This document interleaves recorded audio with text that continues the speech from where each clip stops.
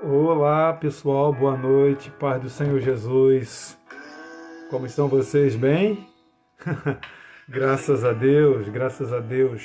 Bem, eu estou bem, obrigado, graças a Deus. Com a graça do Pai, a gente vai. Para a honra e glória do Senhor, a gente está aqui e eu glorifico muito a Deus por você estar aí. E a gente vai assim adorando, assim a gente vai na presença do Pai, sempre.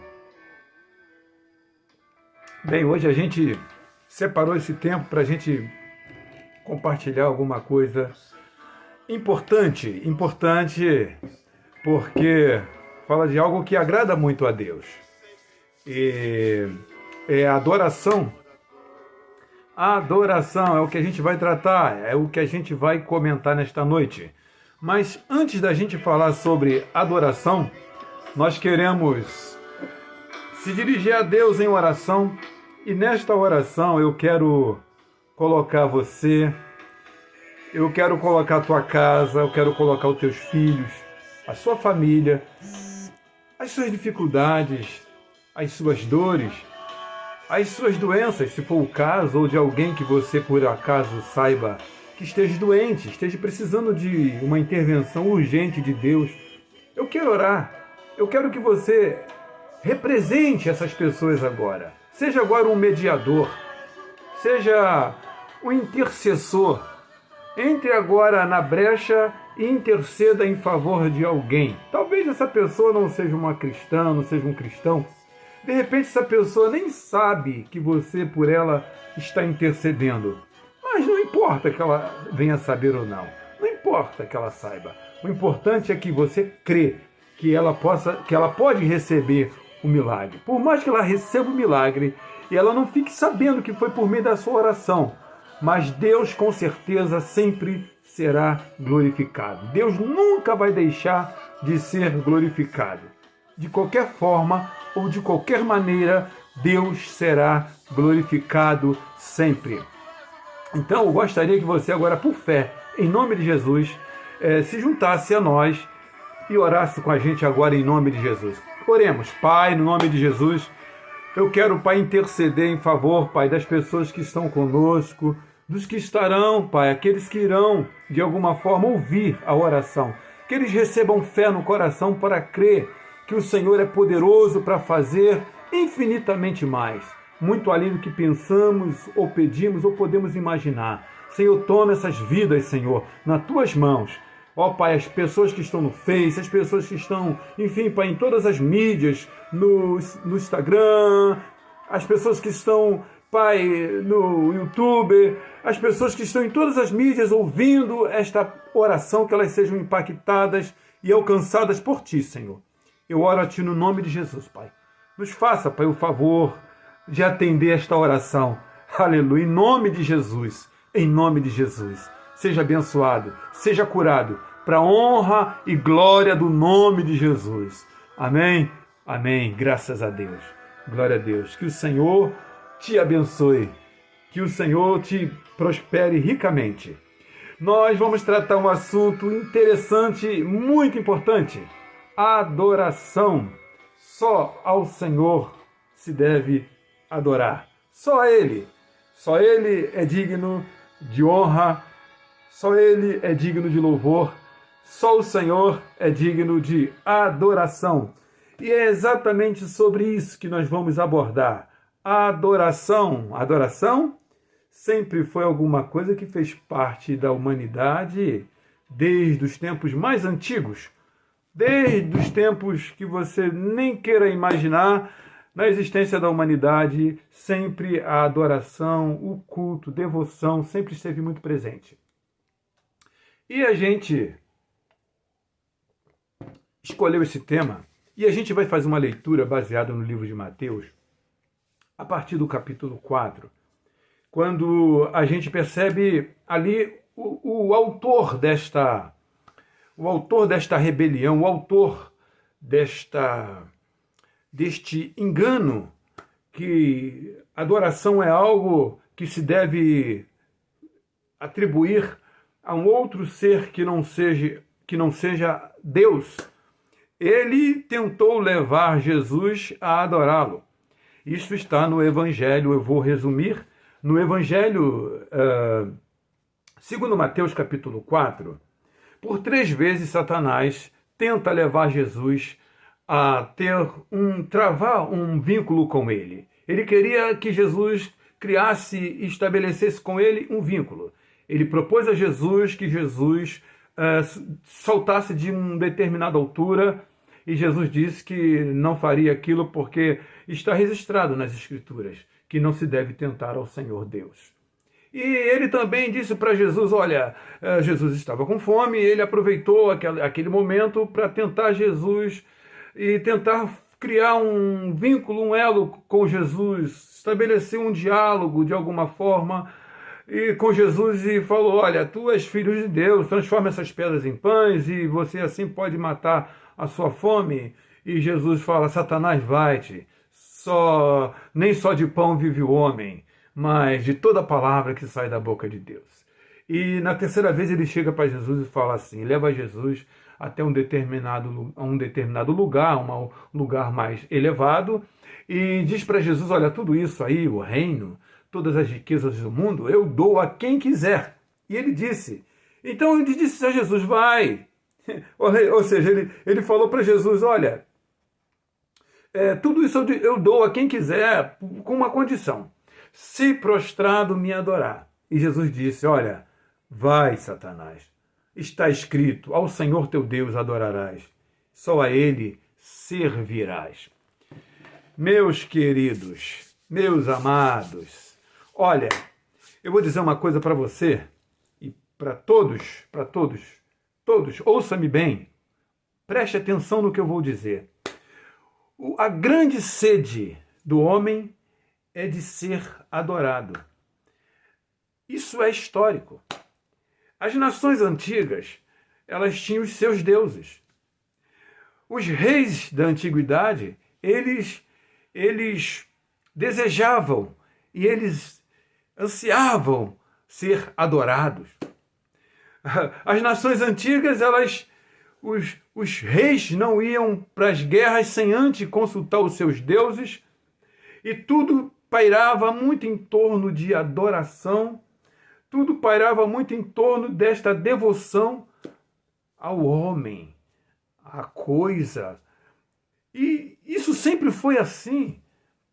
Sempre foi assim. Isso aí é desde os tempos em que o mundo não era mundo, antes mesmo da formação, antes mesmo do planeta não ter a forma, antes mesmo do homem.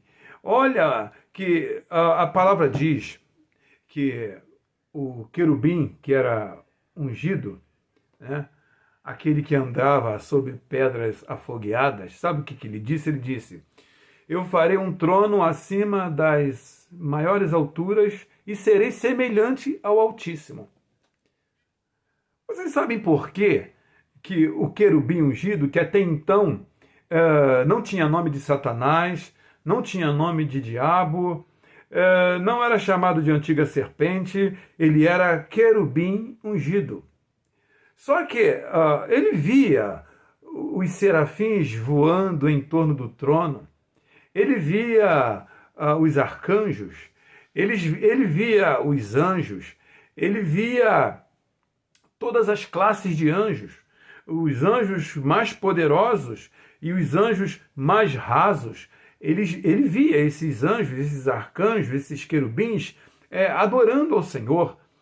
Nos faz lembrar de Isaías, quando teve a visão, quando ele viu um alto e sublime trono, onde os arcanjos, os querubins, os serafins, aqueles seres celestiais, com aquelas asas, né, cobrindo os pés, voando e cobrindo o rosto e clamando uns aos outros, santo, santo, santo, é o Senhor dos exércitos. Então, o Lúcifer, o que chamam de Lúcifer, né, o querubim que era ungido, o verbo está no passado, que era ungido, que andava sobre pedras afogueadas, que tinha poder, o aferidor de medida, aquele que era o grande regente do coral celestial.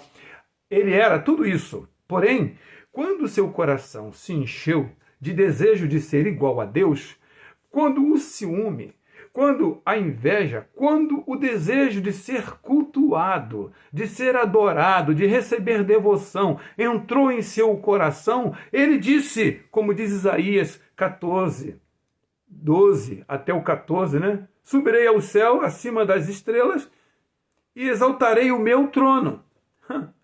E ele queria ser o quê? Semelhante a Deus, igual a Deus. Olha só, pessoal, ele queria ser igual a Deus. Mas por quê? Ele via os seres criados, as criaturas de Deus, adorando, exaltando, enaltecendo a Deus. Logo então, em seu coração se achou a inveja. Em seu coração se achou esse sentimento de querer se igualar ao seu Criador, porque ele era uma criatura, e a criatura não deve ser cultuada, a criatura não deve ser devocionada. Toda a criação, ela simplesmente é uma criação para adorar aquele que criou.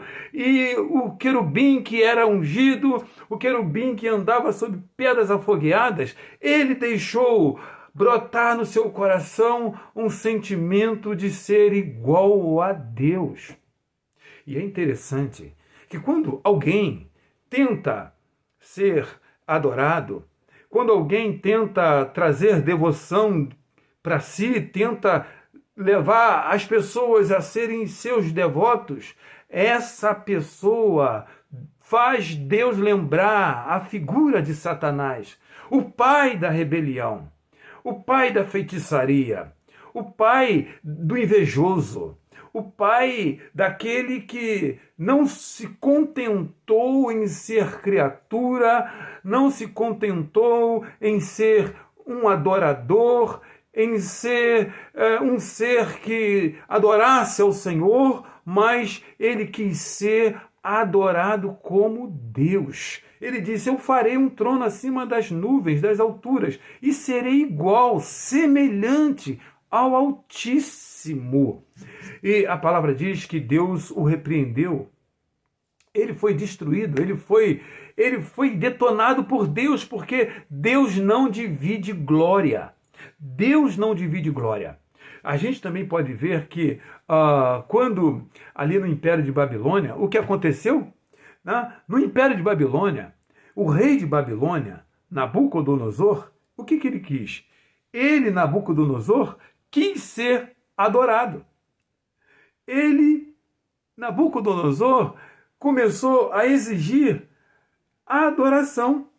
Entendeu? Ele começou a exigir adoração. Então, o que acontece? Ele estabeleceu uma imagem no seu reino, né, de aproximadamente aí, 30 metros ou alguma coisa, largura de mais ou menos aí uns 3 metros e pouco, aquela imensa estátua. Ele estabeleceu aquela imagem, ele constituiu aquela imagem, mandou construir aquela imagem e ordenou que todos do reino, que todos, sem exceção, se curvassem para adorar a sua imagem. Talvez até eu consiga aqui para você esta imagem, a imagem do rei de Babilônia. Ele exigindo adoração, ele exigindo culto. E o que acontece? Ali em Babilônia tinha 4 rapazes, né? 4 rapazes. Ali tinha Daniel, ali tinha Sadraque, ou melhor, ali tinha Daniel, Misael, Azarias e Ananias.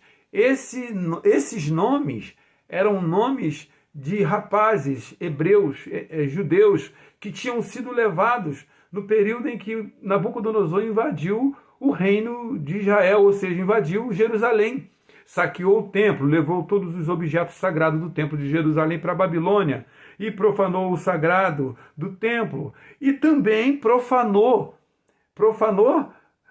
os rapazes que foram levados para a Babilônia. No caso, Daniel, né, que teve um outro nome.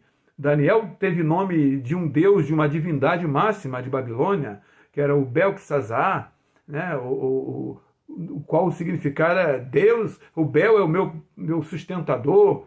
Logo então o nome de Daniel, que era Deus é o meu juiz, agora ele recebe um outro nome. Os outros rapazes também receberam o nome de Sadraque, Mesaque, Abidnego. Esses eram nomes de divindades de Babilônia, porque o rei de Babilônia, ele fez isso para profanar o nome de Deus na vida daqueles rapazes. E quando o rei Nabucodonosor constituiu a imagem e ordenou que todos do reino adorassem, se curvassem diante daquela imagem, tá aqui, eu consegui encontrar aqui mais ou menos, a imagem era isso aqui, ó, mais ou menos isso.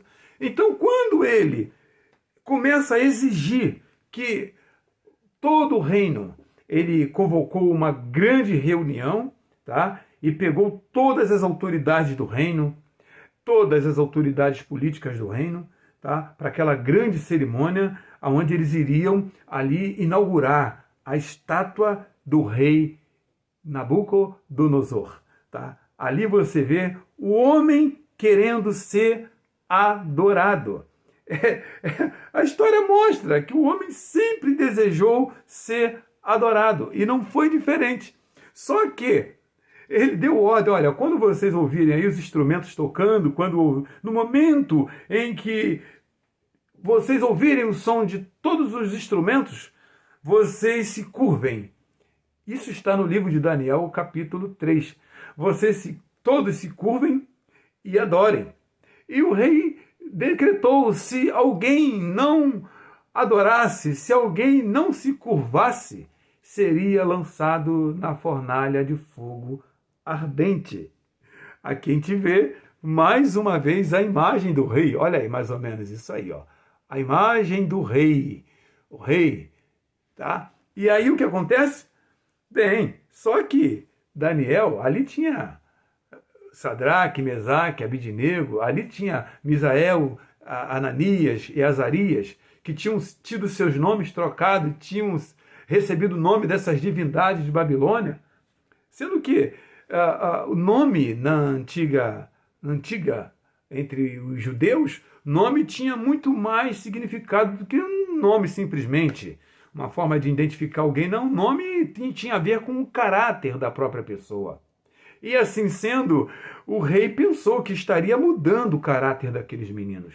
Só que tem um versículo maravilhoso, é o versículo 8 do capítulo 1 de Daniel. A palavra diz assim: e assentou Daniel no coração o propósito de não se contaminar no palácio, não se contaminar com os manjares de Babilônia, não se contaminar com nada de Babilônia. Inclusive com a alimentação, ele pediu para trocar a sua alimentação, porque ele não queria participar do banquete que antes da refeição, o banquete era oferecido aos ídolos de Babilônia, e ele só se alimentou com legumes, pediu lá o chefe dos eunucos para que lhe desse apenas legumes, e assim aconteceu com Daniel. E graças a Deus, Daniel, ele encontrou graça ali diante daquele chefe dos eunucos. Ele só comeu o alimento. Logo depois ele compareceu diante do rei com um semblante maravilhoso. Vocês conhecem muito bem a história. Bem, na hora em que os instrumentos tocaram, o que aconteceu? Misael, Ananias e Azarias, eles foram diante do rei e falaram ao rei: fique sabendo, olha, o Deus em que nós servimos, ele há de nos livrar da fornalha de fogo ardente, porque nós não adoraremos e nem nos prostraremos diante do teu Deus, da sua imagem. E assim aconteceu. Quando todos se curvaram, aqueles rapazes permaneceram fiéis. Eles não se curvaram diante da imagem do rei. Eu estou falando do rei. eles não se curvaram. Eles foram jogados na fornalha de fogo ardente. A fornalha foi aquecida 7 vezes mais. E eles foram jogados dentro da fornalha. E a palavra diz que nem cheiro de fumaça havia neles, porque dentro da fornalha tinha um homem, tinha um quarto homem dentro da fornalha. O que eu quero dizer para você, dentro do que eu estou falando aqui?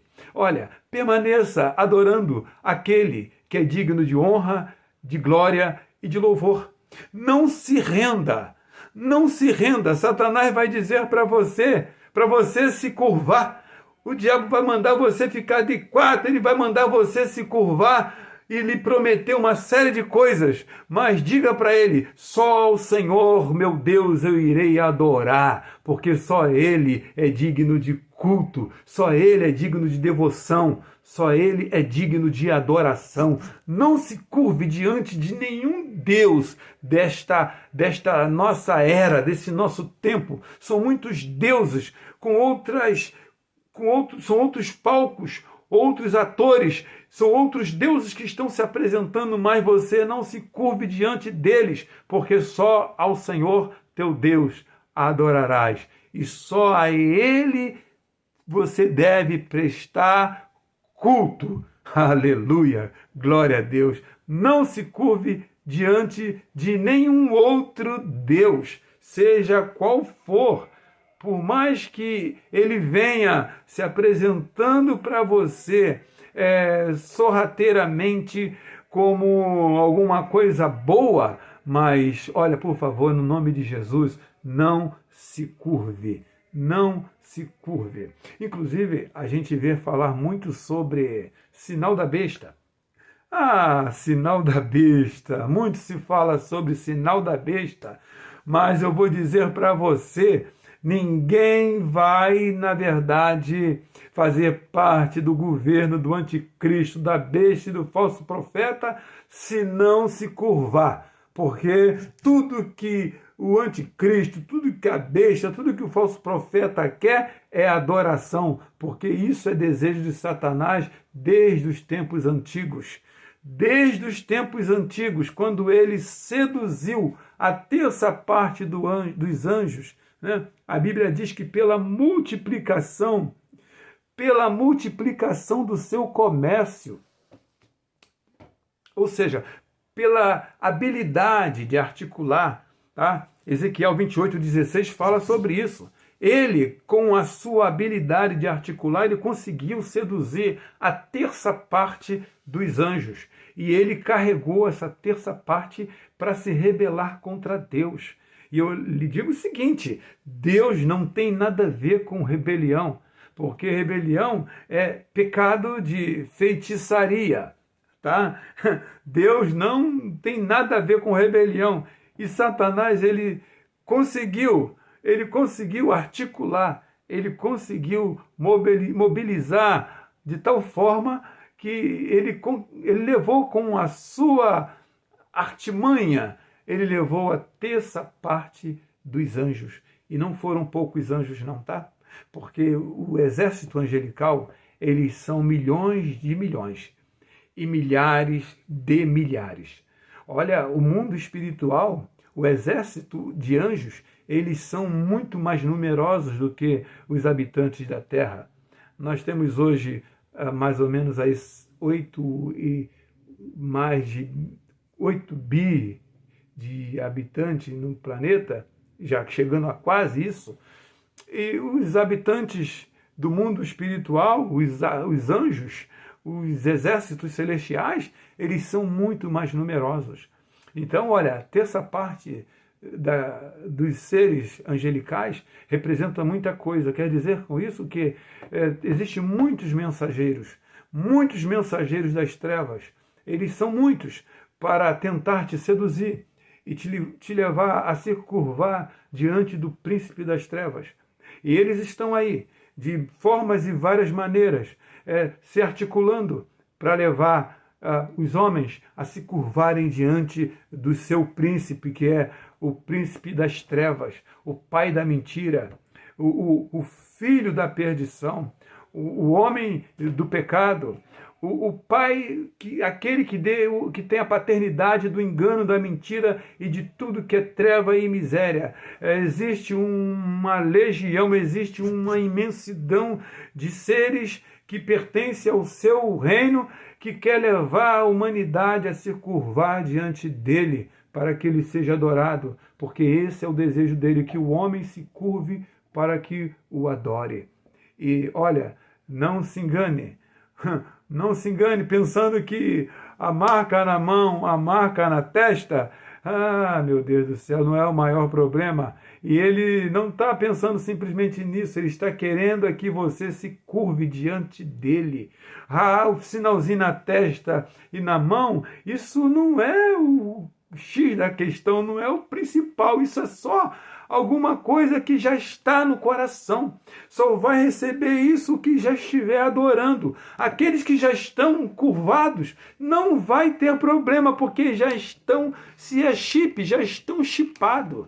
Se é qualquer coisa desse tipo, eles já fazem parte, porque eles já estão curvados diante do reino, do imperador deste mundo tenebroso.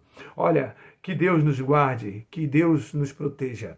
Então, fique com Deus, tá? Nós vamos lá no YouTube repetir essa palavra.